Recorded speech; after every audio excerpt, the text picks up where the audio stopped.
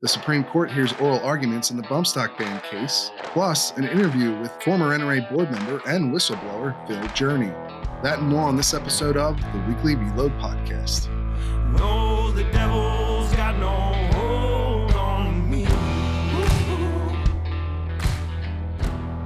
All right, welcome, ladies and gentlemen, to another episode of the Weekly Reload Podcast. I'm your host, Stephen Gutowski. I'm also a CNN contributor and the founder of thereload.com, where you can head over and sign up for our free newsletter right now if you want to get a once-a-week update on what's going on with guns in America. If you want to keep up with the latest without cluttering your mailbox, just nice, simple, easy way to stay up to date. Of course, you can also buy a membership because we are a fully independent publication and we rely on our member dues to operate.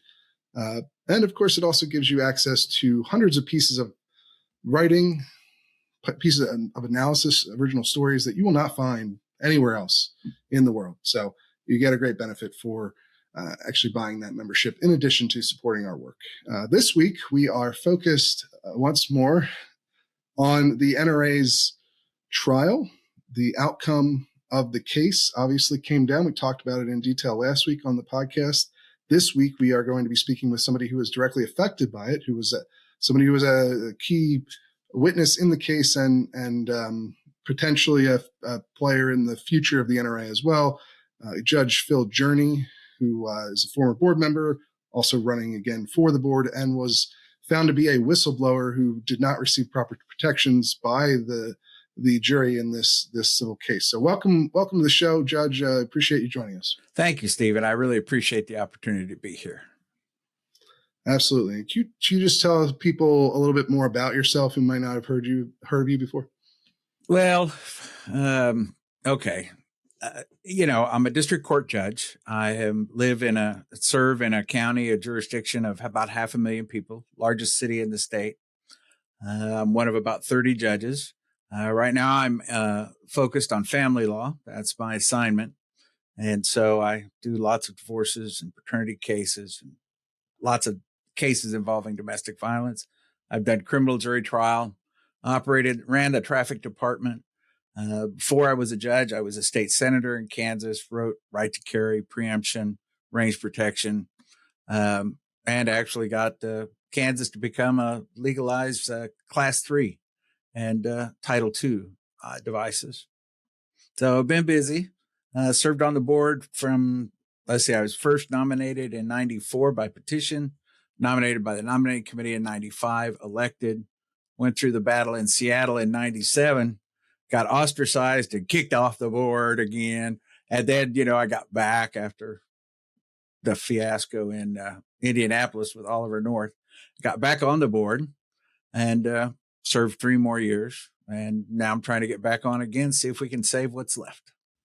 Yes. And you had basically the same experience the second time around, right? Yeah. The second time around, yes, I was ostracized again. Speaking truth to power sometimes is a little difficult. And so, like I mentioned at the intro there, the jury found in this civil case in New York that you were one of 8 people who they identified as whistleblowers that they found the NRA did not properly protect from retaliation. What's your reaction to that? Well, I was satisfied with that. I thought it actually made the slings and arrows a little less hurtful to know that someone recognized the reality of the circumstances I had to serve under. And, obviously the big ticket item that the jury came away with, there maybe a couple big ticket items, but the major one was that the NRA failed to safeguard its charitable assets as an institution. And then, of course, that Wayne LaPierre, who was the longtime executive vice president, head of the NRA, did $5.4 million worth of damage to the organization through, diverting funds towards personal expenses. And then Woody Phillips, the former treasurer, did another $2 million worth of harm to the organization. What is your reaction? What's your reaction to that part of the finding? I think they got off cheap. If you look at the reality of and of course, the trial looked at a very narrow window of time, approximately a decade, when in fact, my experience with these individuals and the association spans over 3 decades. And I can tell you that it was much worse my second time on the board than it was on the first, and the way the association was run and the way the board operated. It's quite clear that when they filed that bankruptcy and squandered 400,000 members' dues on that harebrained scheme to get away from the New York Attorney General and get away from this trial that they just lost, it is tragic that it has gone so far, and the NRA has fallen so far too.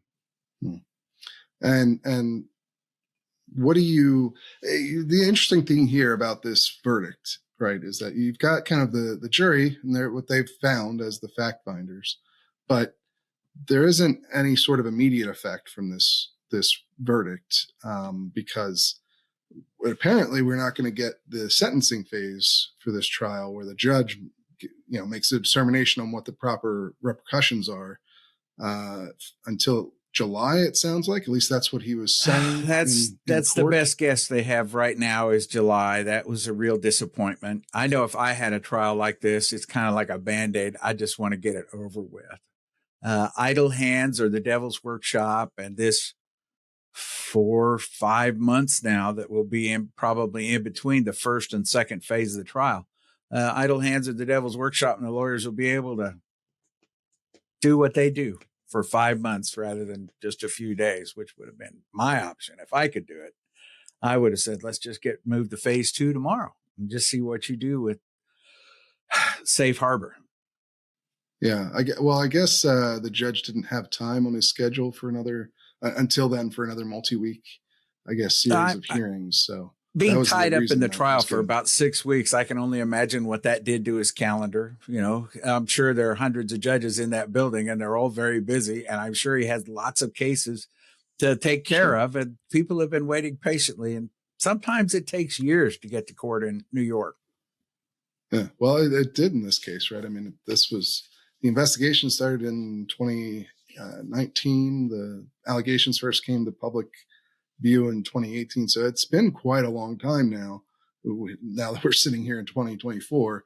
But it does feel like these next couple of months are going to be fairly pivotal as well, even though this is sort of drug on for so long, because they're coming in 2024, an election year where the NRA does not appear poised to be able to play a very significant role, at least not as significant as it had, say, in 2016 or 2020 in the elections. And you have this period now where there's going to be several months before we even get to the conclusion, the sort of sentencing aspect of this case. And maybe there'll be appeals after that point, but we don't know. I don't know that there'll be enough to save. That's what scares me. When we got involved in the bankruptcy in 2021, NRA was in so much better financial shape than it is today. The reality is that over my 3 years on the term from the board from 2020 to 2023, NRA lost 1 million members, maybe a little bit more. And in the year following, the year that I have been off the board, it appears that they've lost up to another 1 million members. And they're quickly approaching the threshold of falling below 4 million members if the trends all hold from what we've seen in the last 5 years' performance. So is the income. Well, right. Well, we guess we don't really know how many members they have, because you've got current board members. Buzz Mills said he thinks it's around 3 million. Willis Lee has said publicly thinks it's at 3.8. The NRA disputed Buzz Mills' lower number, but they wouldn't give an estimate. For, the spokesperson at the NRA wouldn't give an estimate, so we don't know exactly how many members are left at this point. But I do think it's clear that there's far less than there were even last year. If you believe what the officers say, they don't know either, and that just blows me away. In my second from the last board meeting, I had become a little more frustrated than I am at this moment. And, I'd gone to the finance committee meeting, saw the numbers, saw what was going on with the finances. We go to the board meeting. When they start the board meeting, the officers give their reports, and Willis Lee got up and told everyone the 5 million members of the NRA are so proud of the job this board is doing. And I knew that number was not accurate. And so when they made the presentation of the finance committee meeting,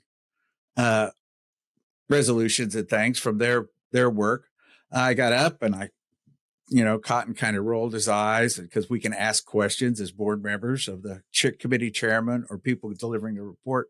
And he goes, "Yes, Mr. Journey." And I said, "I just want to know how many members we actually have today." Because I knew it was less than 5 million and I knew they were hiding it from the board. And everybody looked at each other up there at the officers table in front of the board and kind of like deer in the headlights. And they all said, including staff and Wayne LaPierre, that they did not know. Yeah. And it seems like that might still be the case at this point. That's what I'm thinking too. NRA membership numbers are obviously going to be a bit skewed by the fact that they offer lifetime memberships, and it's probably fairly difficult to figure out when someone's lifetime membership ends because they pass away. The NRA isn't necessarily trolling around the obituaries to figure that out. But that's not where the losses are coming. The losses are coming Sure. with annual membership dues renewals. And those dues renewals are what keeps the association going. When I joined as a life member in the early 80s, I sent my $25 a month in or a quarter in for 5 years to pay my life membership. And I know that when they got that money, it went right out the door. And there's nothing in there to keep my magazine coming except the dues paid by annual members as they renew. Renewals are Right. off. We're off 40%. The last year that I had the numbers on, the trend is an increasing rate of change over the last 5 years.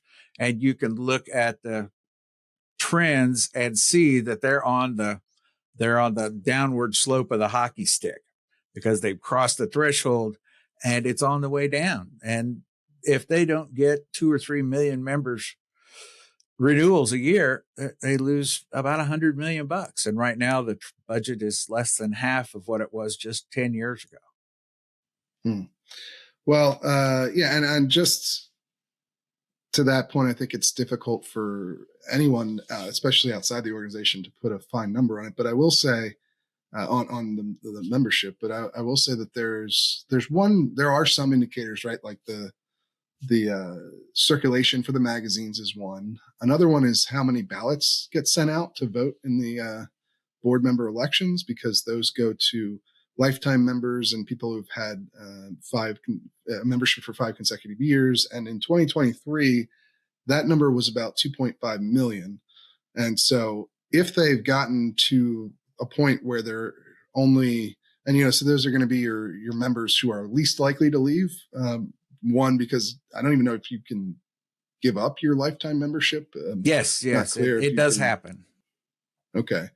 But if you've already paid for it, and a lot of people aren't going to just give up their lifetime member, you do still obviously get benefits for being a NRA member, even if you don't like the direction the group is headed in. But if the number really is down to 3.8 or 3 somewhere, that would be a pretty remarkable collapse in support among the people that you mentioned, the sort of annual member types or the 3-year member, the shorter term members, which do drive a lot of revenue because lifetime members don't have to pay in anymore if they don't want to.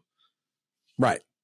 And so if you take the 2.5 million life and above members or voting members, which does have a small cluster of 5 years without a lapse, which is really hard for most people to do because they forget to send the check. It lapses and they start the 5-year period over. If it's 2.5 million voting members, then it's 1.3 million that are renewing, that are carrying the load and keeping the association open, when just 5 years ago, it was 3 million members carrying the load with their annual membership. So and so I think that gives people a lot of insight into where things potentially are right now, which is a very dim picture, the overall health of the NRA. But it also, I think, maybe transitions us a little bit into some of the critiques about how the NRA is run and how things got to this point where they lost a case like this civil case.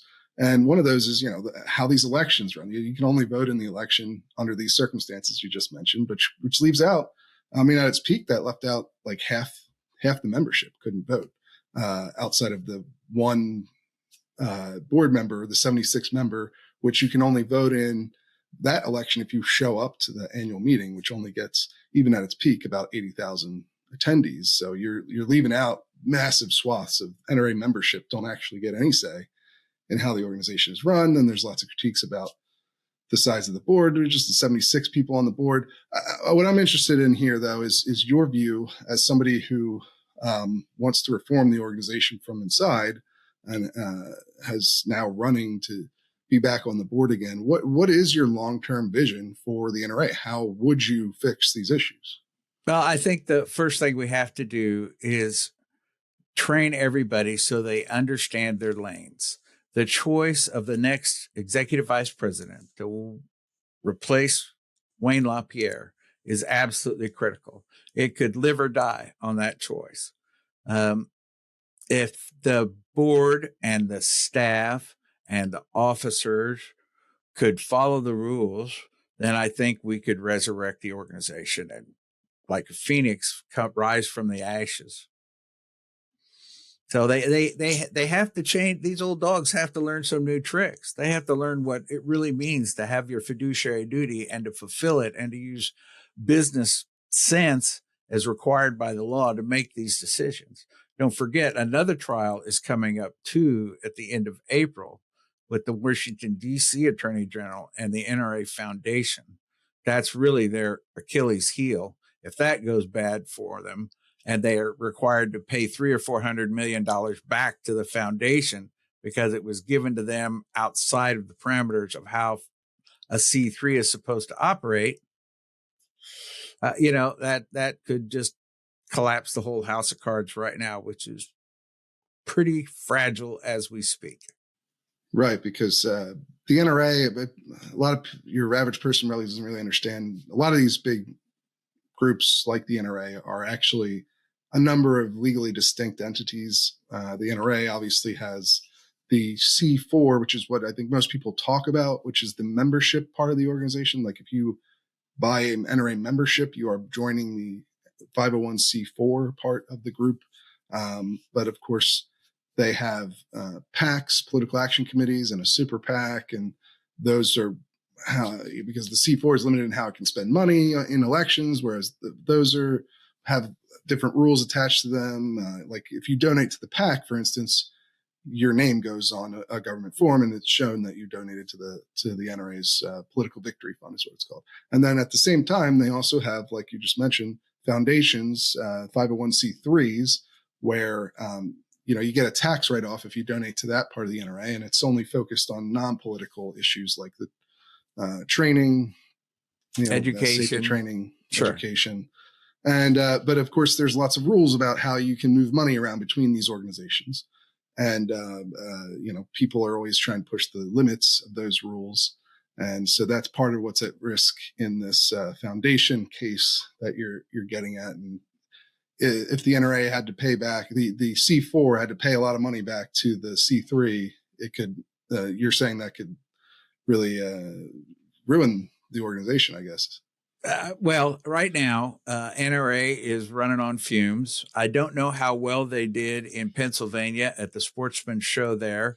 And then, we've got the They annual did claim meeting. record turnout for that. So yeah, so they probably did pretty good. They probably made 15, 20, 25 million bucks, and they could keep the door open for 10 months with that.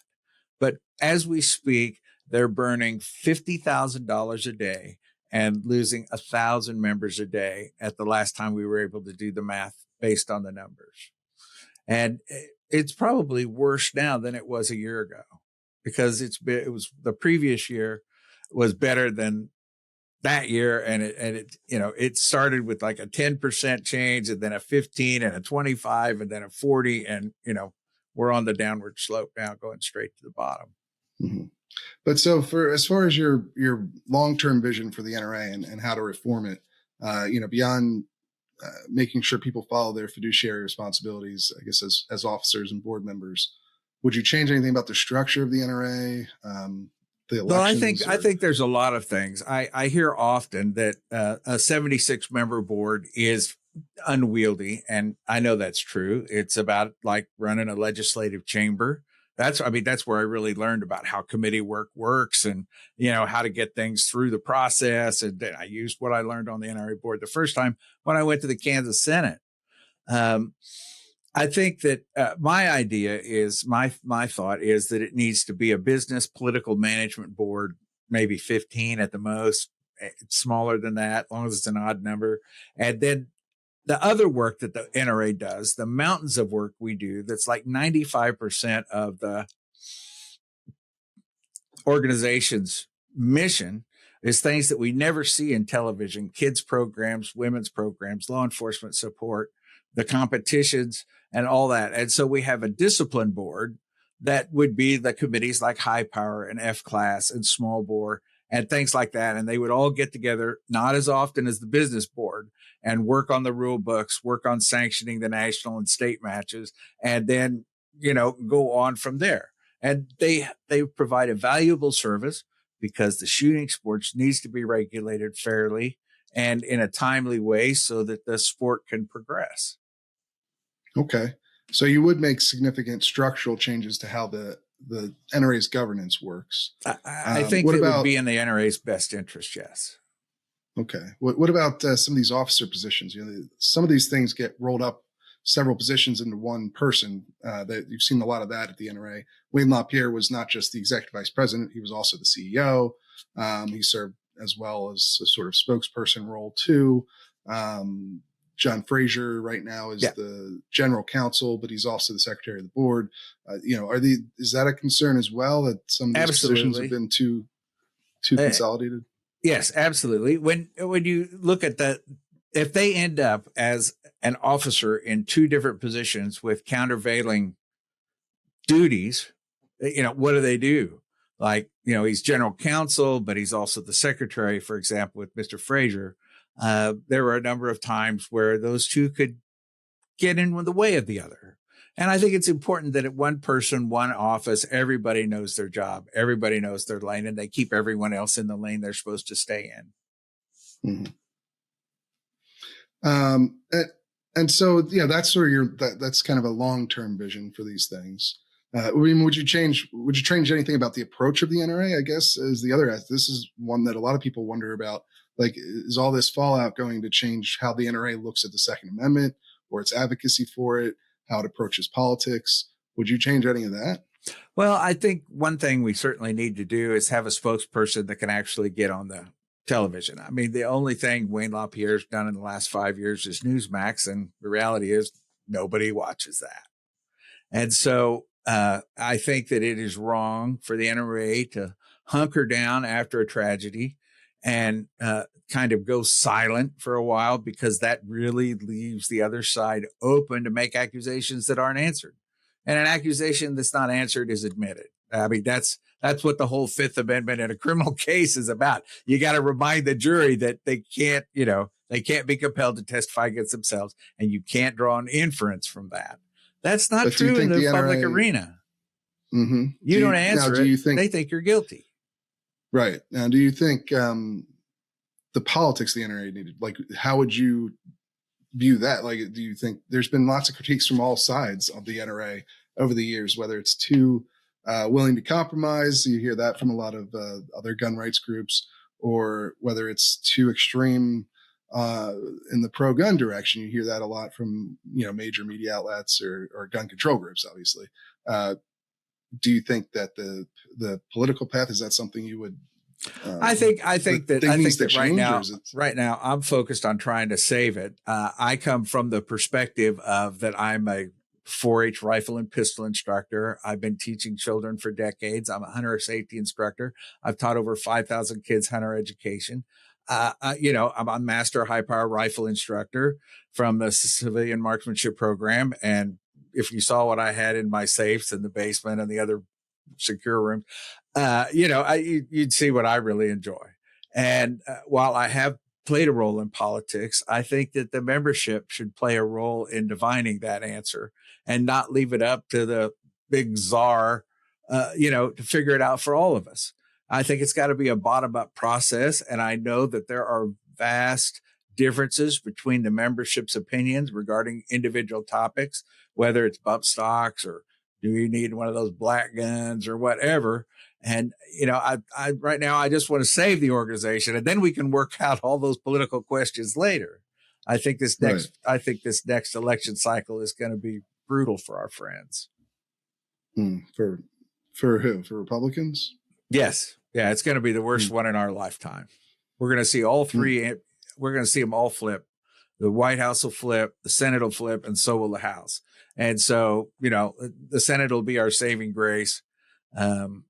Whether the former president gets reelected or the current president gets reelected, that may be decided by things other than politics, because I think the courts are going to end up affecting that vote significantly.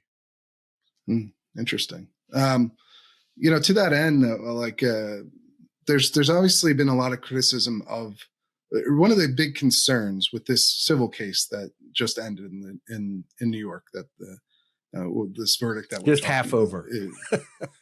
Yeah, I guess it's just half over. It's half over. Yeah. The verdict, the jury reached their fact finding, but the judge will have to decide on what actually happens from there, as we discussed later on, really at the end of the summer. But one of the big concerns with this whole case in the first place was the Attorney General, Letitia James. She's a Democrat, obviously, in New York. And she had made her political motivations very clear in, when she was running. Sure. And so one of the big concerns was that she was going to use her political office to, initially she wanted to dissolve the NRA. That obviously got removed by the judge as a potential remedy for this situation, because it was outside of the interests of the NRA members. I assume you agree with that. Shutting down the NRA was not. That was one of the reasons solution. that I wanted to get on the board. I was well aware of what she was campaigning on. I knew that she had quite a bit of momentum behind her. I mean, she was the Democratic nominee, and what she said gave me great concern. And when we look at how she has proceeded on this, while I know that they tried to use those comments by her to try to derail her prosecution, people usually do that when the facts aren't with them. When they say they're just picking on me. And to be fair, the judge did also rule against using that as a reason to dismiss the case altogether. Letitia James' comments. He took that remedy that she wanted away from her because the judge said he did not want to punish the membership for the sins of the leadership. And I agree with the judge on that. So then she asked to appoint a special master, a monitor over the finances. And honestly, I think NRA needs that. Do you have concerns about how that might also be used politically, potentially? If you give somebody that much power over the organization, with the judge is the check which on the the AG power. wants. Yeah. Okay. The judge is a check on the special master's power. If the special master says, no, you can't do that, then we go have a hearing and argue about it. If he says, yes, I want this done, and he's outside his lane, I think his lane should be limited to making sure that nobody's converting assets to their own advantage, that no board members are getting paid out of the coffers, that it's all being run in a business-like, well-run organization, and we're trying to save the thing.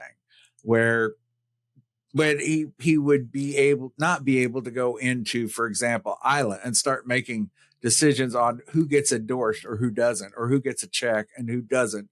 He wouldn't be down in the weeds that far. And ILA is a separate entity too. So I think he would just be looking at NRA and the finances of it, and the judge will define the parameters of his service in that position. Okay. So you're putting a lot of faith in the judge in this scenario, I guess. I don't think we have much choice. I don't think these old dogs are going to learn. Well, I guess that gets to my next point here. You're running for the board again.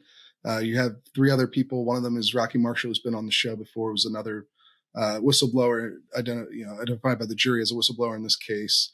How are you going to go about trying to make progress if you do get elected within the board that currently exists? There's obviously been a lot of criticism of you agreeing to testify for the AG in this case. How are you going to make progress? Or how do you respond to those critiques, and how are you going to try and convince people to go along with what you want to do?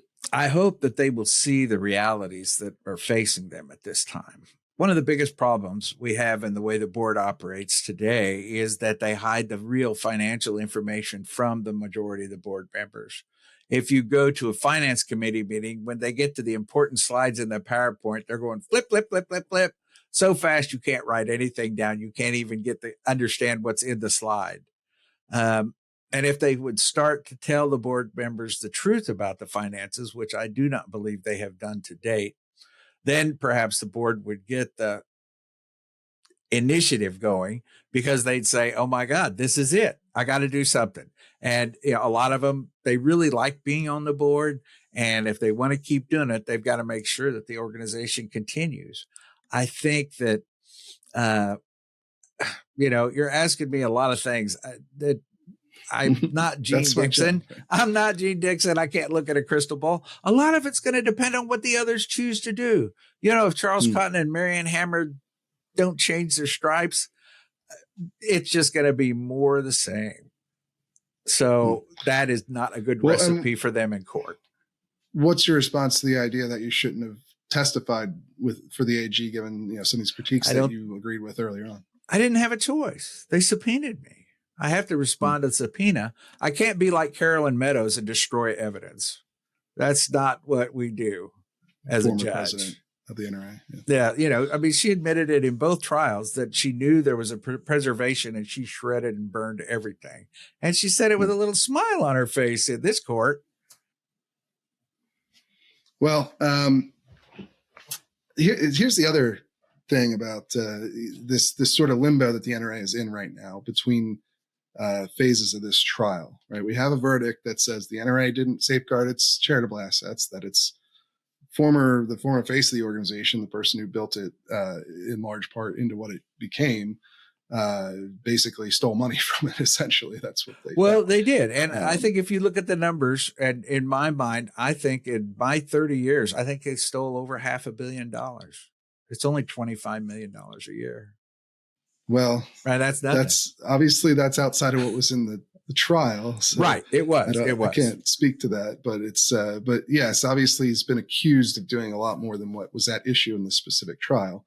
I would certainly give you that much. But one of the things that strikes me about this is you have this really bad result from the jury for the organization. But you have this months-long limbo where we're not sure if the people who are currently running the organization are going to still be there after July or not. It sure seems like there's a lot of reason why the judge would appoint these monitors that you've discussed, and that could certainly happen. But in the meantime, isn't it going to be difficult to find people who want to come into the NRA and work on you? I could be stuck working with the people who are there right now.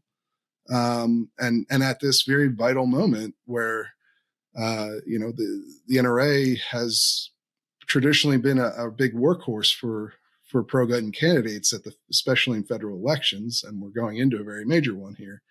So, how are you viewing all of that? And what do you, I think that their grasp and their reach in this election cycle is going to be just a fraction of what they once had. They've lost significant credibility with the politicians themselves. They've lost credibility. They've destroyed the brand with the membership. That's why the membership's going down. They're sick and tired of hearing about $250,000 in suits or $7,000 in airplane rides for nieces, $7,000 an hour for nieces. And, that's probably why they're not renewing. And so I think if they're going to recover, they have to make a clean breast of it and basically start with a new crew, which they have no intention of doing.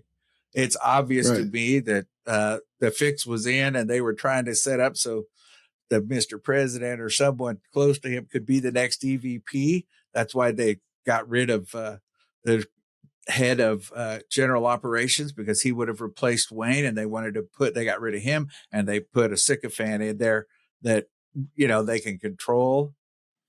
Andrew Rolandum is who you're referring to there. Yeah. He's not qualified. He's not qualified for the job.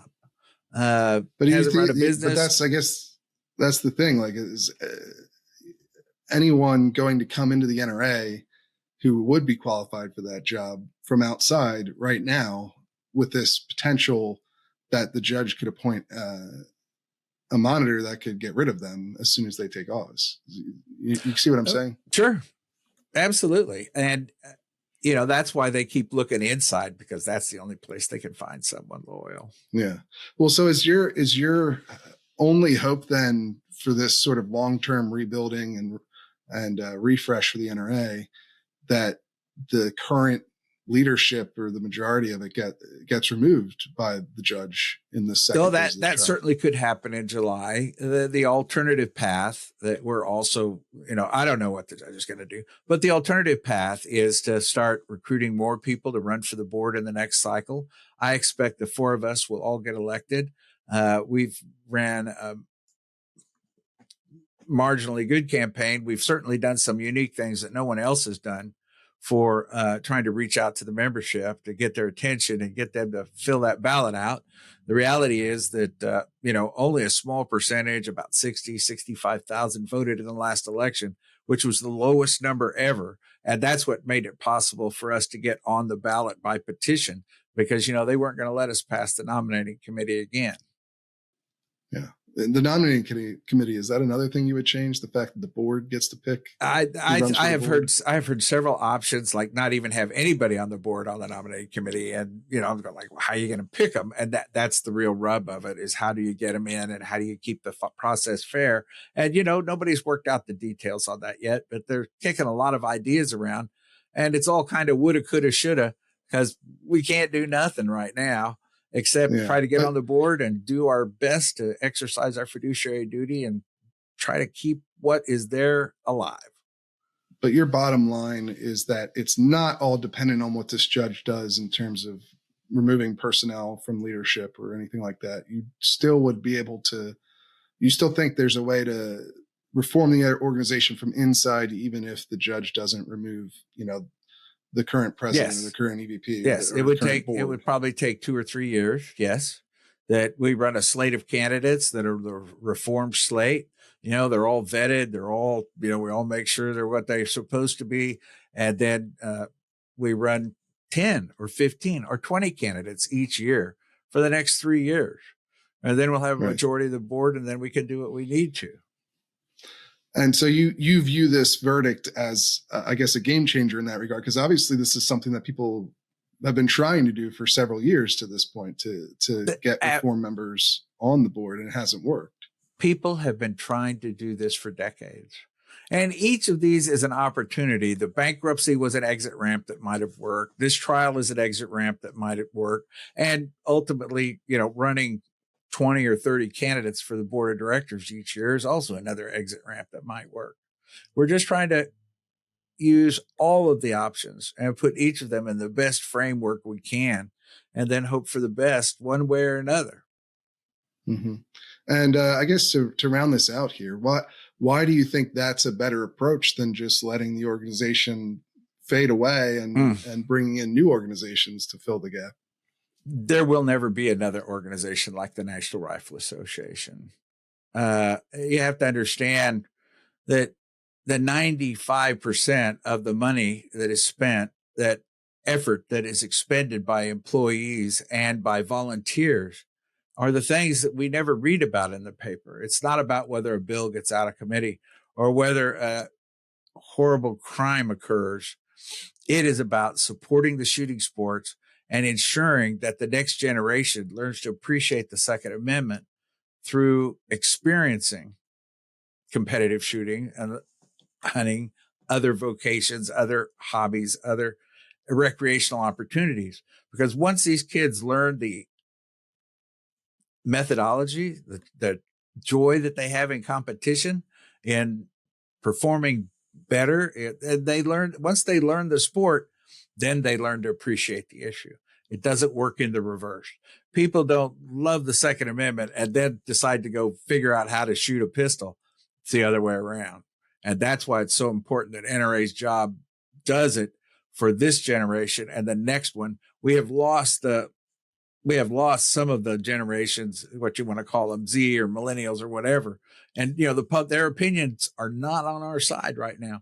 And we've got to start rebuilding that public opinion. The reality is that if you can win public opinion, the politicians will follow. They all want to survive. They all want to get reelected. If you don't win public opinion, you're going to lose friends in the legislature or in the government because they're going to be beaten by people that match the opinion. And you think the NRA is the only group capable of doing that?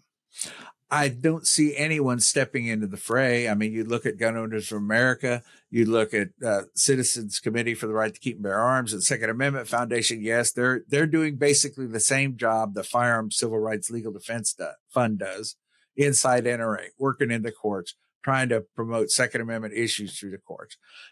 There's nobody out there who's doing anything like this. About the only one is the industry group. They'd have some programs for kids and, the guys that put on the SHOT Show and stuff. And they have some programs for kids, but nothing in the scale like NRA or 4-H or the Boy Scouts of America, which NRA supports. Mm-hmm. Right. So there's just nobody in your view that's doing all of these things at the national scale that the NRA has done them at. And they're the only one, maybe with the same sort of notoriety and brand that the NRA has as well. Nobody has the list. Nobody has the contacts, the networking that is required to put these things together, like the national matches or, a regiment of competitions so that you graduate to a state level competition and then you win that and you go up to the next level. There's nobody else that does that so comprehensively nationwide other than the National Rifle Association. Okay. And so, can you tell us a little bit more about, if people want to look up your platform that you're running on and with the other three guys who are running alongside you, how can they do that? Well, I wish we had the money to update the website, but we haven't got that done. But there's a lot on there that is still accurate. Their website is restorenra.com. That was all pretty much done during the bankruptcy and the period after that was dismissed when, we're trying to elect a replacement for Wayne LaPierre, but I was the only one that nominated and voted for him. So, sometimes it's an exercise in futility, but you just got to jump on your donkey and tilt at the windmill. And who are the other three candidates? The other three candidates with us are Rocky Marshall, who's the best numbers guy I have ever met, and then Jeff Knox, who I knew when he was a little kid, and I was on the board with his daddy in the 90s, Neil Knox, and then Dennis Fusaro, who is from the Virginia Citizens Defense League. He's worked for Gun Owners of America, and now he's graduated to being a political consultant, and he's working in statewide campaigns all over the country. Okay. All right. Well, look, when do people have time? When do they have to turn their ballots in by? The ballots have to be received before the April 28th. So there's still plenty of time to find that magazine and get it filled out. And one other name, after we got together and we all decided to run, Buzz Mills is one that we've all agreed to support. Buzz was one of the few sitting directors that went with me and Rocky Marshall on the motion to require an examiner to be filed in the motion for an examiner to be filed in the bankruptcy court. Buzz is no nonsense kind of guy. And he wrote an outstanding letter to the board. He had one more year than I did on the way we were staggered. And so, he was still on the board this year and he's running for re-election. We all support Buzz Mills of Gunsight. Mm-hmm. Okay. Well, we'll have to see how the elections turn out and what the makeup of the board is after March, right? That's when we'll find out. I think some of the board members, that the fact that Wayne has left is actually something that has kind of freed them. And, there are those that would abstain in the secret elections, but they would still abstain and they wouldn't vote for Wayne LaPierre to be EVP again. So there may be some friends that we have there that we just don't know yet because they were too scared and intimidated to step out. Okay. And we'll see. Of course, they still, Marion Hammer still sent an email saying, if you step out of line, we're going to remove you from your committee assignments. Not a really good idea. We will see what happens in this upcoming NRA election. And then obviously what happens with the second phase of the civil suit in New York. And perhaps we'll have you back on the show at that point once we have a few more developments.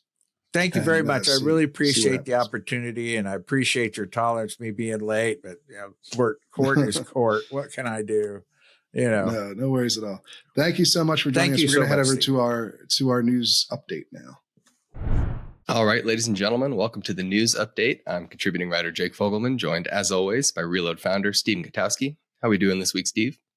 I'm doing pretty good. Been a busy week. Obviously, we're going to get into some more of that of the show here now, but yeah, doing all right. Got a Flyers game tonight, so I'm looking forward to that. But we'll talk a little bit more about what we're up to at the end of the news segment. So what do we got in terms of headlines this week? Sure, yeah. So some of the newsletter links, one of them comes from the Charleston City paper. It's sort of an update on the ongoing, saga with permitless carry in South Carolina, one of the states considering it this year. And there's been a little bit of a hang up between the House and the Senate. So each has passed a version of permitless carry, and there seems to be some irreconcilable differences between the versions that they're trying to hash out, and it's potentially imperiling the hopes of gun rights advocates to get permitless carry there right now. So it remains to be seen. It's still a potential, but it's not looking great at the moment. Yeah, it doesn't seem like they're going to get that one through this year, but you never know. And I think you've written about this before, right? I mean, and we'll get into Louisiana a little bit later, but you're starting to get to the ceiling, I think, for this policy. Obviously, pretty high ceiling, 28, 29, 30 states maybe end up with permitless carry, but you're starting to run out of those triple red states, at least for now. Obviously, the election's coming up. Maybe that'll shift things in some states, but as things stand right now, it sure seems like the permitless carry, people call it constitutional carry. Obviously, advocates call it that, and there's not a lot of landing room left here for that, right? No, that's absolutely right. And I mean, even the South Carolina case shows you, even in triple red state, that's no slam dunk, right? You're getting to that point where some of those are even tougher to sell. So like you said, we're rapidly approaching, I think, the ceiling for where permitless carry is going to go for the foreseeable future. Yeah, certainly. Sort of like red flag laws. They kind of ran out of space where you'd have a state that might actually consider them. Although you have seen some forays in places like Tennessee, but inevitably, ultimately, they haven't come through yet past the sort of blue and purple blue states out there. And I think it's a similar dynamic here for permitless carry, except there's a lot more of the triple red states. Yeah, no, I think that's right. And the next story comes to us from the New Jersey Monitor, and it's an interesting finding. The state's attorney general just came out with a report this week stating that microstamping is viable. So another one of these attorney general led claims that we've seen this before. It happened in California. But he said that they did some live testing and they worked with a company that made a prototype with microstamping, and their results found that microstamping is now viable. So they're going to create a whole new roster of microstamping enabled guns. And once that's published under New Jersey law, all gun stores have to make at least one model from that roster available in their inventory. Yeah, it'll be really interesting to see how this plays out in practice, because obviously, I mean, one of the fascinating things here is that New Jersey's law seems to be a bit more limited than California's law was before California actually stopped defending that part of its handgun roster because of court cases. It seems like they determined that was the least defensible part of their handgun roster. It was like last year, I guess, is when that happened. Yeah.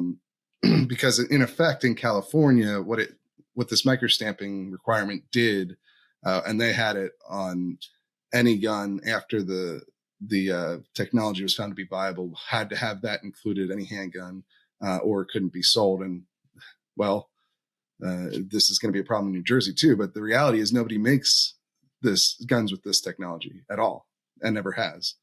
So whatever the Attorney General's office might find to be viable in their opinion has not translated at all to actual real world availability. And not just in the United States too. Like it'd be one thing if it was, just the American gun industry or the gun rights movement in the US being resistant to this, which they are obviously, certainly. But you also don't see this overseas anywhere either. The Chinese or the European gun makers nobody has implemented microstamping, even though New Jersey and California claim it's a viable technology, which I think is similar to smart guns, where like if it was just about recalcitrance here in the United States to these sorts of technologies and concerns over what they could be used for in terms of tracking gun owners or whatever, there's all kinds of different critiques of this.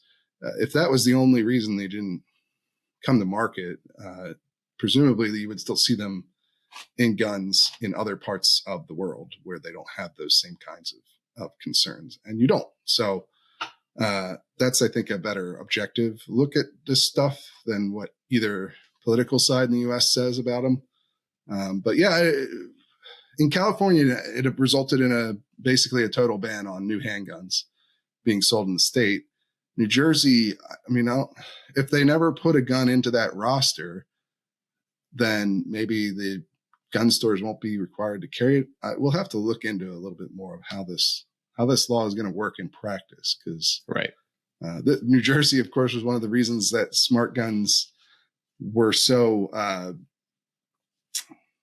controversial here in the United States for such a long time, because they previously had a law that they modified to be closer to what this is, where initially they claimed as soon as a smart gun, biometric locking gun, I guess, came to market anywhere in the United States, that would be the only kind of gun that could be sold in New Jersey. And so that created a very significant incentive for the gun industry and gun rights advocates in the United States to oppose the development of those firearms as well. So, I guess they're trying not to make exactly the same mistake here, but I don't know. We'll see what happens with this. If none of these guns ever come to market, are they still going to try and force New Jersey gun stores to sell a thing that doesn't actually exist? Right. I don't know. No, like you said, we'll have to stay on top of it. To me, my read of it is similar to yours, where I think they're trying to avoid the microstamping or the smart gun fiasco, and by doing a little bit of a lighter touch, quote unquote. But like you said, for New Jersey, for New Jersey standards, right? You're right. But we'll stay on top of it to see where it goes. It's still it's the very first finding that they released. California didn't care about the repercussions, that it became effectively a total ban on new handguns, that they were okay with that. I don't know how New Jersey's gonna react. Right. We'll see. And then the last link we're going to talk about today comes to us from Courthouse News Service about an interesting ruling out of California, where a trio of prospective would-be gun owners sued the state with help from Firearms Policy Coalition, a gun rights group, because these folks had been convicted of nonviolent felonies in other states and later had their records sealed or expunged and had their rights restored in those other states. But under California's firearms purchasing laws, California doesn't care if you've had your rights restored elsewhere, even if that's where the crime was. And so these people were prevented from purchasing firearms and owning firearms in the state of California. And this judge said that, no, California, you can't do that. You have to provide this avenue for these folks to have their rights restored. So interesting ruling.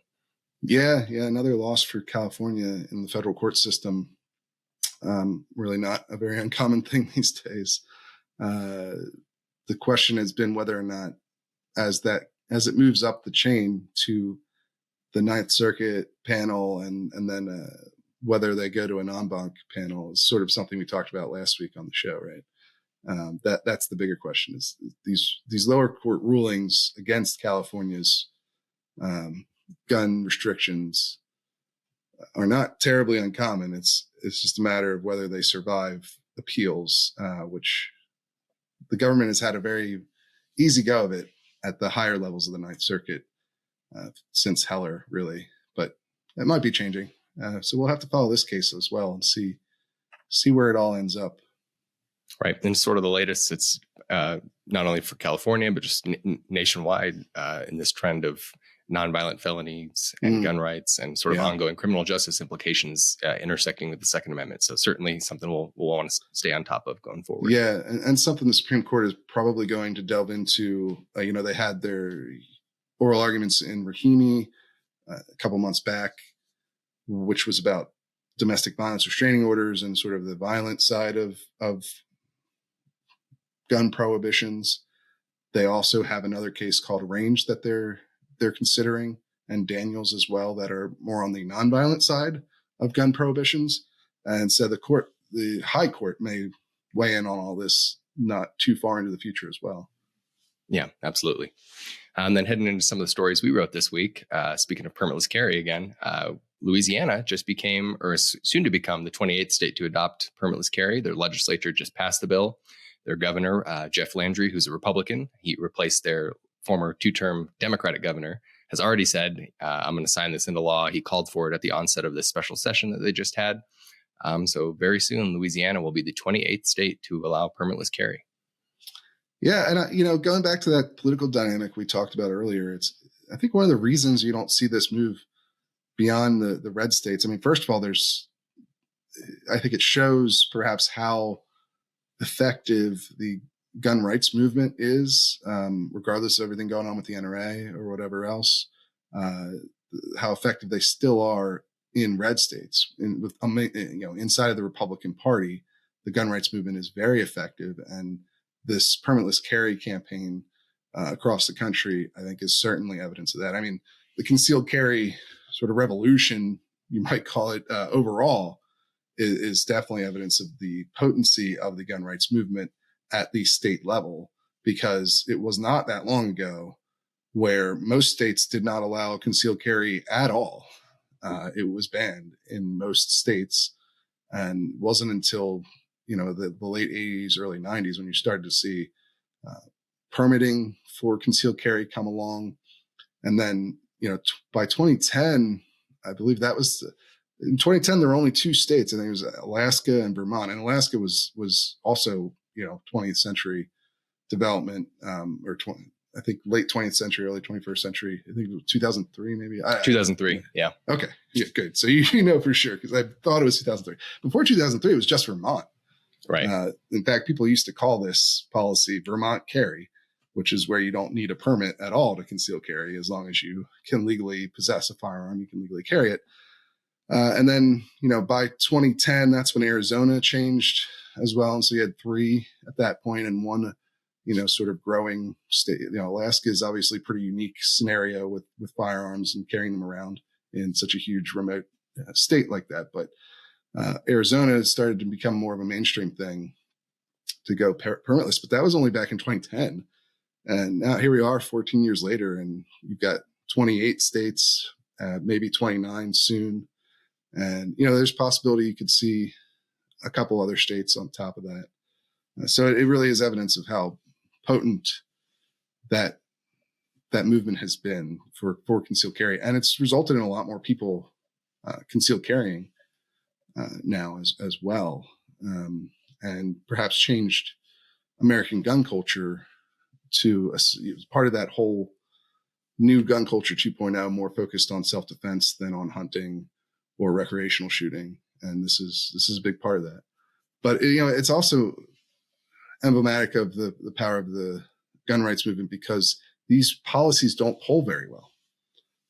I think this also gets to sort of why we're talking about a ceiling here, that this is hitting a ceiling. Now look, ceilings are not necessarily permanent, right? We just described there the whole history of this. It used to be totally illegal.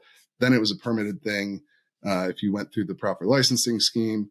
And now it's moved to in those states, no permit at all, and you could soon see that elsewhere in these other holdout states. I mean, some of them will probably have to be forced by the courts if it ever gets to that point. That's obviously what Bruin was about in 2022.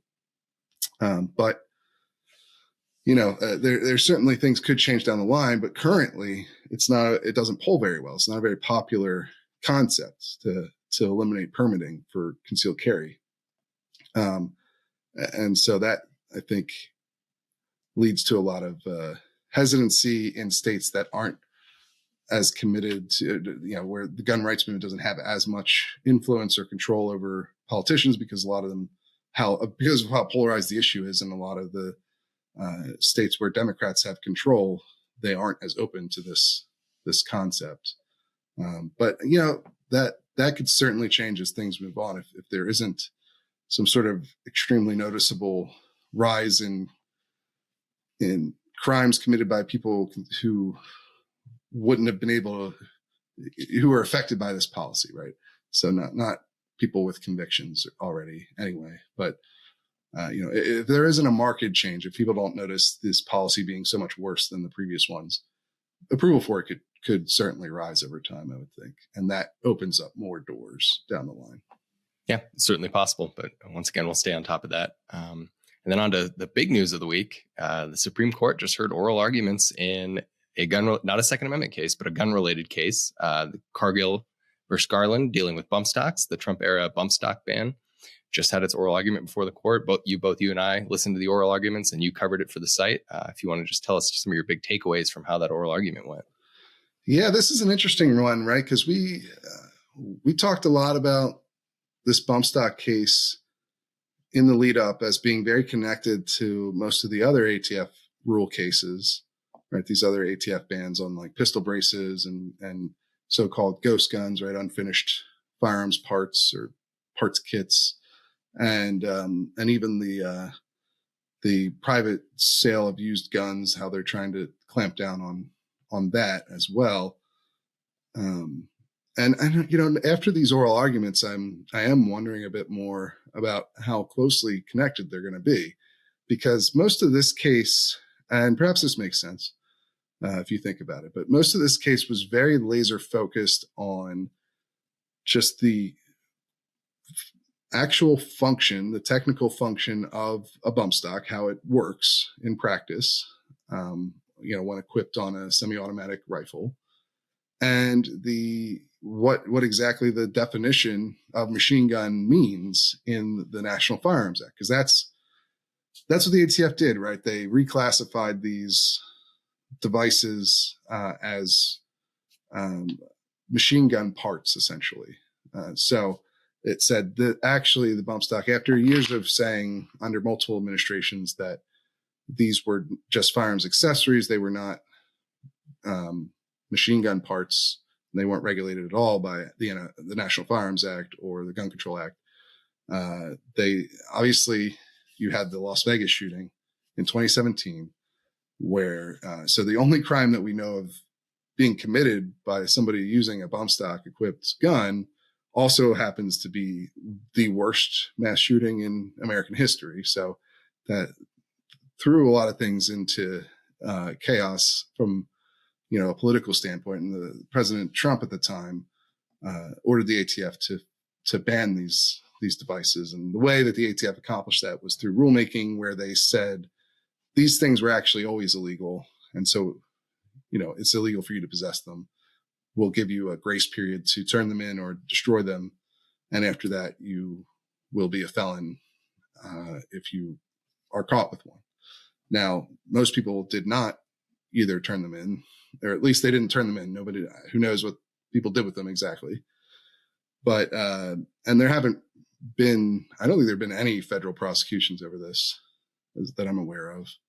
There have been some state level prosecutions under laws that were created that sort of mirrored this ban, but I don't think there have been any federal prosecutions. But regardless, that's how the ATF got to the ban, was saying, well, actually, these things are machine guns. And so the court case, the oral arguments, were almost entirely about like what the definition deals with if a gun can fire automatically more than one round after a single function of the trigger, then it's a machine gun, according to the NFA. And so most of this was focused on function of the trigger and what exactly that means. And that it was pretty laser focused on that. And it got pretty, I think at certain points, the justices, things got well beyond their grasp of how firearms work. And so you got into a lot of hypotheticals and black box guns. And well, what if you have to press several buttons to make it fire automatically or something? And it got pretty convoluted at points. But they were almost entirely focused on this question of what is the function of a trigger? What does that mean? A function of the trigger, a single function.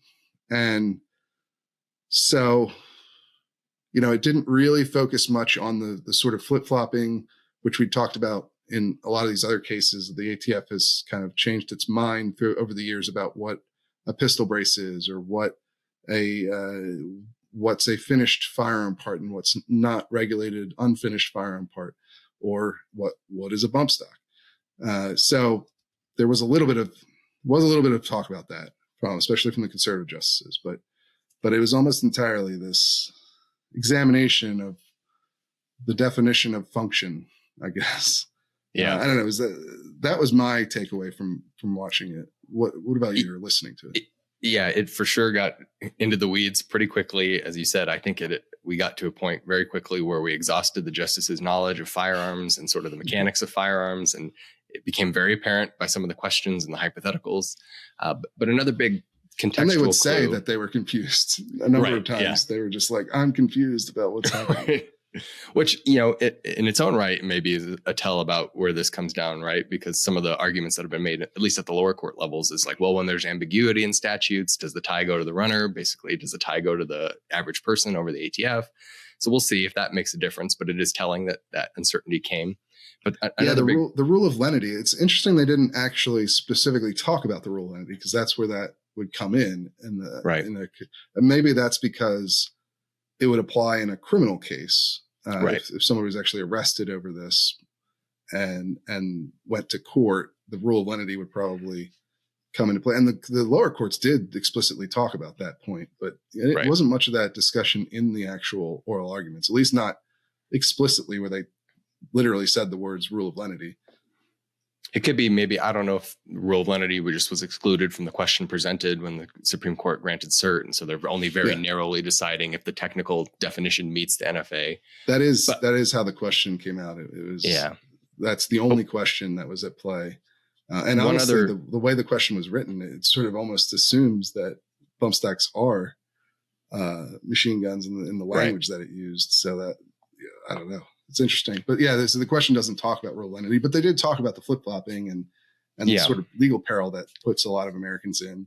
And the government even sort of conceded on several points about that, that if they did bring charges, these would be a big problem for them. But it was interesting not to hear them talk explicitly about the concept of the rule of lenity and almost entirely focus on what the heck function of a trigger means.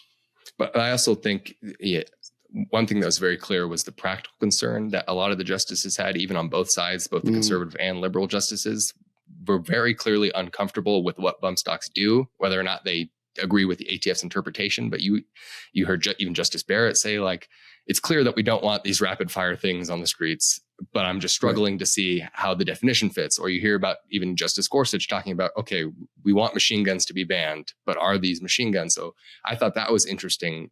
And I think people need to realize that I don't think any of the justices are comfortable with automatic weapons and machine guns and that sort of a thing. It's just a matter of finding, can the ATF actually classify these accessories as the same category under law as a machine gun?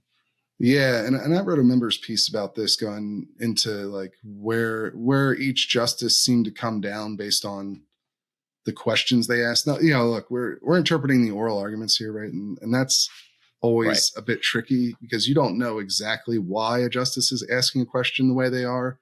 They don't always come out in the written opinion. the same way they might have sounded in oral arguments. You can kind of try to read the tea leaves, and I think in this case, it was particularly difficult to figure out where the majority is going to be, because Agreed. you had now one thing I'll say is like it was clear that they were focused on this particular question about what function of the trigger means and how exactly bump stocks work practically. And then I think it was also pretty clear where the liberals on the court stood, which is that they either thought that bump stocks do fit into the text itself, or, like you noted, they think that it's within the spirit of the law, I guess you would say. Like there was a lot of focus on rate of fire, that bump stocks can help you reach a rate of fire that is similar to a machine gun. Of course, you can also do that without a bump stock by just bump firing, which the government did admit, and there were several questions about that. But they were much more concerned about rate of fire, necessarily, it seemed like. And certainly all the liberal justices, I think, they're plainly going to be on the side of the ATF. That's, I think, is fairly safe to say, reading the oral arguments and listening to them. But the conservative justice, on the other hand, is a little less clear.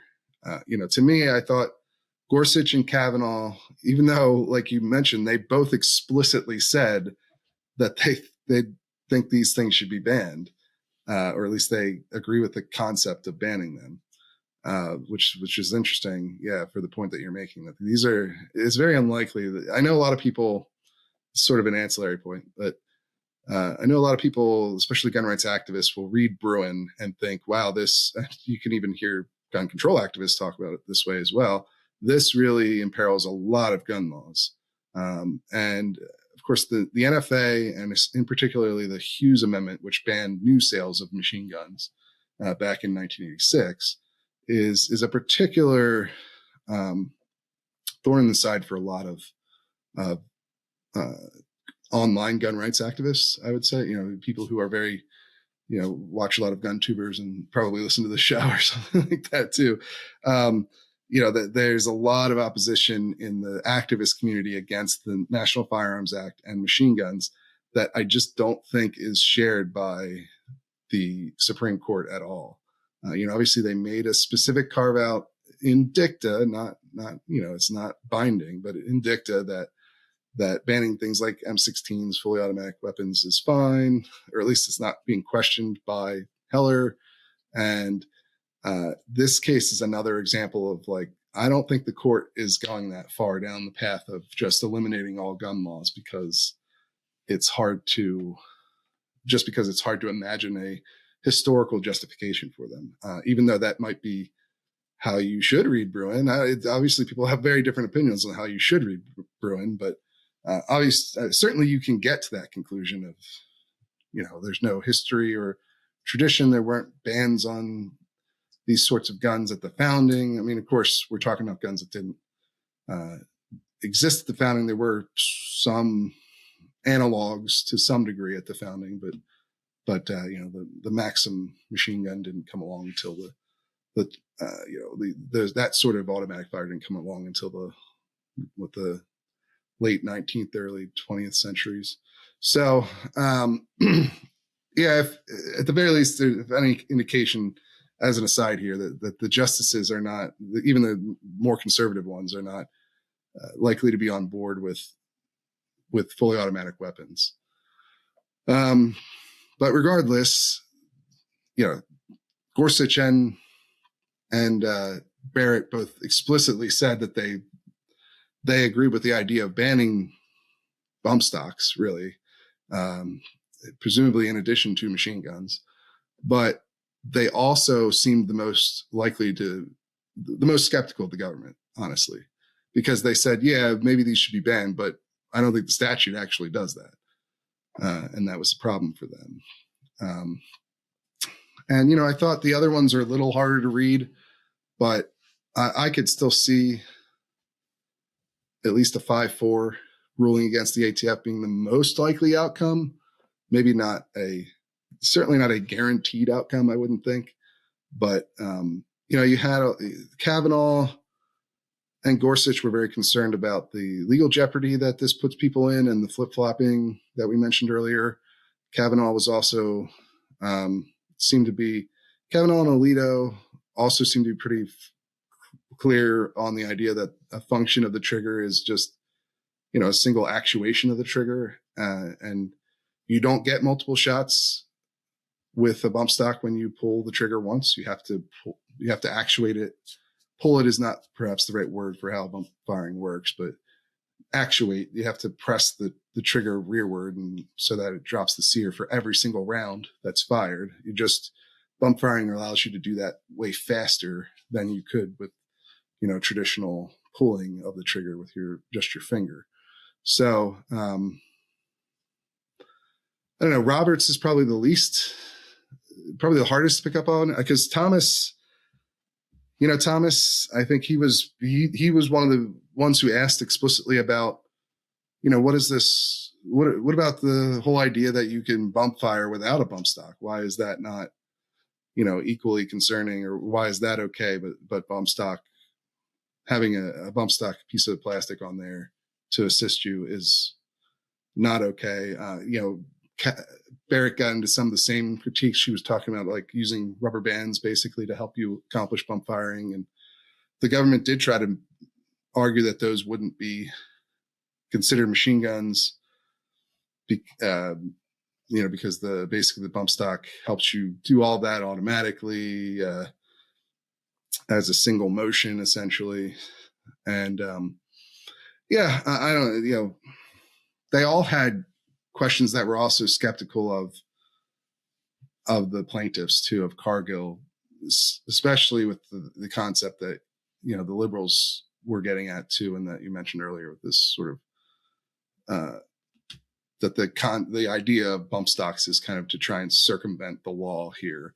And so, maybe they'll find that is not allowed, even if the bump stock doesn't technically violate the text of the statute.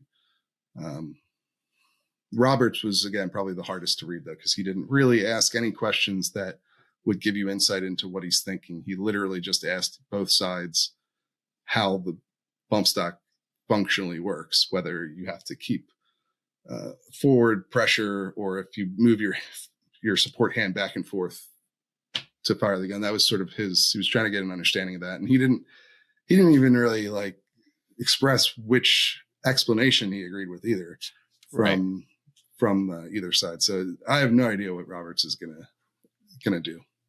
I agree. He was tough to read, but also just to the broader point of how technical and specific these questions were, really honing in on that phrase, single function of the trigger, kind of maybe has implications for, we've talked about the similar rules that the ATF has been promulgating, and perhaps this bump stock case would shine some insight into how those might be perceived by the justices. And because of how hyper specific they were on that specific portion of the NFA, I'm not sure that it really is going to intersect too much. This kind of ties into another story we talked about where the ATF's frames and receivers rule just got called into question, interestingly, from the gun control side, who said that it didn't go far enough in California. Yeah. And we thought maybe, okay, the bump stock case, whatever ruling they hand out in that, maybe will shine some light into how the frames and receivers rule is. And I'm not sure it necessarily will, which is interesting. Yeah, that was my takeaway too. Like I said at the top, we've been looking at these cases, in this case in particular, like it was going to be really answer the questions for all these following rules. Because, you figure the court's been pretty skeptical of administrative power, and they're going to go through and say, well, you don't, and you might still get that ruling, right? This is where the sort of Gorsuch Barrett questions come in, because they're like, well, we might agree with you that this should be banned, but we don't see that that it actually fits under the text of the law. And that is kind of what all these cases are going to be about, if you think about it to a certain extent. Yeah. But maybe they'll be a little more technical than we expected, where they're going to take a lot more time focusing on the various arguments about whether this ATF interpretation of the statute was right or not. So, in that sense, what comes out in this case might not have a major bearing on what happens in the pistol brace case or the ghost gun case or the private used gun sales case. So, maybe it'll be a little bit less impactful than we thought on that front.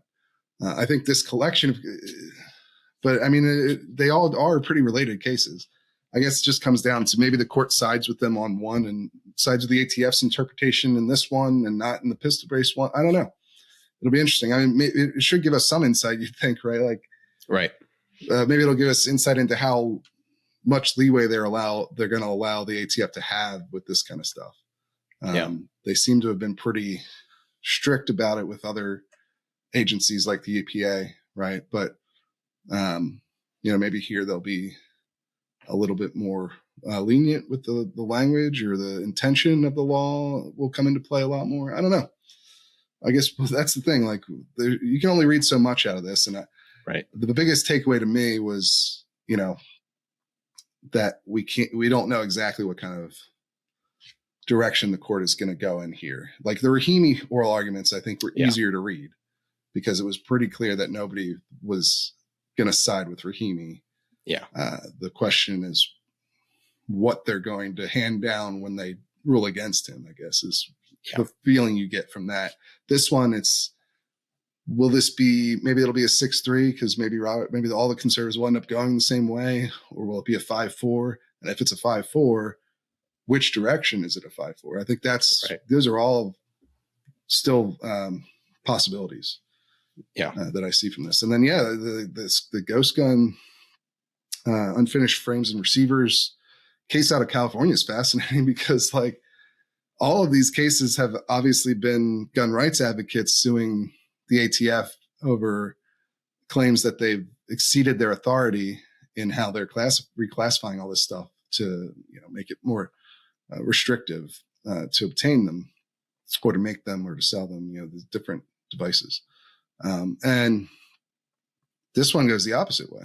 It's gun rights group suing the ATF because they weren't strict enough, and a court agreed with them, a federal judge out in California. It'll be really interesting to see how that all interacts when the other cases where federal courts have agreed with the gun rights plaintiffs along the same basic argument that we've seen in the bump stock case. How those cases all come together and interact with one another is going to be pretty fascinating. Yeah, no, I agree. I think it only just adds fuel to, I wrote a members piece a few weeks back about the court one way or another is going to have to weigh in on the ghost gun rule in particular. Just sort of procedurally, the stay that they put on the lower court rulings vacating it made that almost inevitable. And now when you have a countervailing side saying, well, the rules are also invalid for another reason, I think it provides even more motivation that, okay, someone has to weigh in here one way or the other. If both sides are kind of eating away at the rule, you're going to need some guidance at some point. So we'll have to keep on top of that. We will absolutely follow that. But how are you doing this week? You asked me at the top, and I didn't ask you back. So how are you doing? I think you've been pretty busy, right? With the Colorado legislatures in full force now. Yeah, I'm good, but it's been a very busy week, not only just because, everything we talked about during the show, it's been a big week for guns, but also my other job. I obviously work in policy in Colorado, and we're in the legislative session and kind of in the dead middle of it. And there's a lot going on. So extremely busy, but it's what I like to do. So I can't complain too much. Yeah. You do the energy policy stuff for Independence Institute, right? So a lot of work, presumably a lot going on with that in Colorado at the moment. So you are a busy guy. So are you going to be doing anything fun over the weekend or just work? Right in line with that. I'm going to be trying to catch up on some stuff over the weekend. I'll try to do something fun. Maybe the weather's been actually really nice in Colorado. So I'd like to get out maybe a little. Maybe I'll try to stick my head up, come up for air a bit, but I also do have to catch up on a lot of work. So what about you? I think you've got some, maybe as the shirt indicates, I think you're going to watch some hockey this weekend. Yes, I'm going to the Flyers game tonight. We're filming on Friday, and they're playing in DC tonight. This is the last game in DC for the Flyers this season. They're trying to move that whole stadium over to my side of the river here in Virginia, which I think would be a huge debacle. Actually, might implicate gun policy in Virginia because the Democrats, obviously the Republican Glenn Youngkin is the governor. He wants the stadium thing to happen, and in Arlington, Virginia, Potomac Yard. But yeah, unless you live here, you're not going to know what that is. But basically, Northern Virginia, right across from DC. Right now, the stadium is in Chinatown area of DC, and DC is having a lot of crime problems, unlike the rest of the country, where you've seen a huge decrease in murder over the last year in 2023. There was like a record decrease, right? We've talked about it a little bit on the show a while back. We should actually probably do another show on the final numbers. But DC was one of those outliers where murder went up. Crime has been a terrible problem in the city. And so this, I think, might be part of the reason why the Capitals and Wizards want to, their owners they want a new stadium generally. The stadium's fine, honestly. It's Verizon Center or whatever they call it now. I think it's changed names. Is perfectly fine, but I think it's 20 or 30 years old. So all the owners always want new stadiums and new development projects and whatever. And they're always looking for somebody to pay them lots of money to do that. And Virginia's willing to do that, I guess, in this case, or at least the governor is. And the Democratic House and Senate are not as willing to go down this road.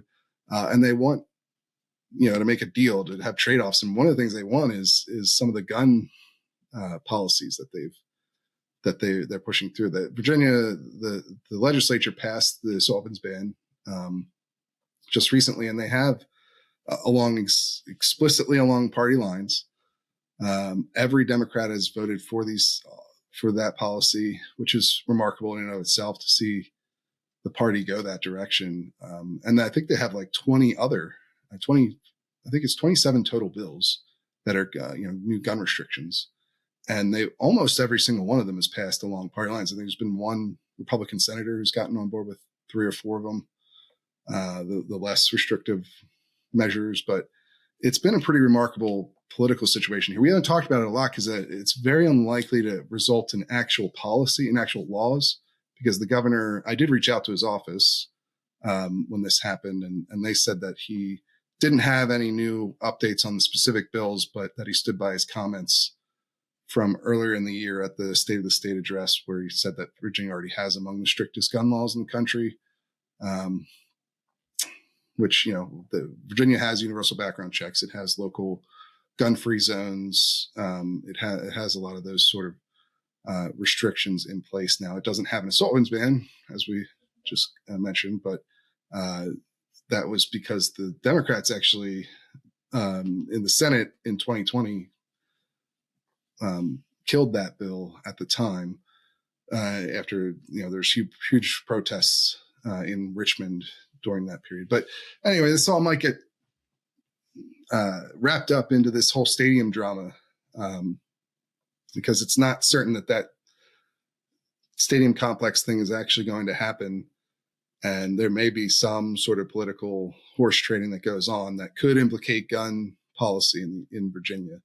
I don't think it's going to. It doesn't appear like that's going to happen, but it is a possibility. And so perhaps we'll have to cover that more closely in the future here. But anyway, all that to say, I'm going to the Flyers game, and it should be fun. You can think about all that while you're sitting in your seat at the stadium tonight. Yes, that's what'll be on my mind primarily. I think it's very unlikely that you see most of these gun bills actually get into law here in Virginia. Maybe some of the smaller ones down the line that had that Republican senator on board. But even then, I don't know that Youngkin is on board. He's not been very vocal one way or the other, but from what his office told me, he doesn't appear to be interested in signing a bunch of these into law or letting them go into law by not signing, by holding them or whatever. He's probably going to veto the vast majority, if not all of them. So we'll keep on top of that just in case something does materialize beyond what they've already told me. I think that's all we've got, right, for this week. We'll be back again next week. I'm actually headed up to Columbia University next week to speak to a class there. I did it last year. It's a lot of fun. Been going to New York a lot lately. I was up there a bunch for the New York trial of the NRA, and now I'm headed back up for a day for this Columbia University thing. looking forward to it. The students, not really kids anymore. These were graduate students, but they were great last time. Very thoughtful and interesting discussion. So I look forward to that, and I'll probably give you guys a little roundup of it maybe next week. But yeah, that's all I've got for this week. You got anything else? Yeah, that should do it for this week. All right. Well, if you guys like what we do here at The Reload and you want to support our reporting, you can head over and buy a membership at thereload.com. That is how we fund our operations, and that is how we're able to bring you independent, informed reporting on firearms policy and politics from a sober and serious perspective. So, if you want to be part of that, you can head over. Of course, you also get access to hundreds of pieces of analysis and exclusive stories that you won't find anywhere else. So there is a lot of value in the membership as well. You'll get this podcast a day early and the opportunity to appear on the show in a member segment as well. To do another one of those soon. It's been a little while. And a Q&A too. We got to do a Q&A. Maybe we'll do one next week for the whole NRA situation and all that. Maybe we'll see. We got to do one soon for sure. That's another member's perk. But if you're not ready to purchase a membership today, you can, of course, help us by spreading word about The Reload and sharing this podcast or any of our stories with people you think would be interested in them, and leaving us a good rating or a comment wherever you're listening to this at. And yeah, that's all we've got for this week. We will see you guys again real soon.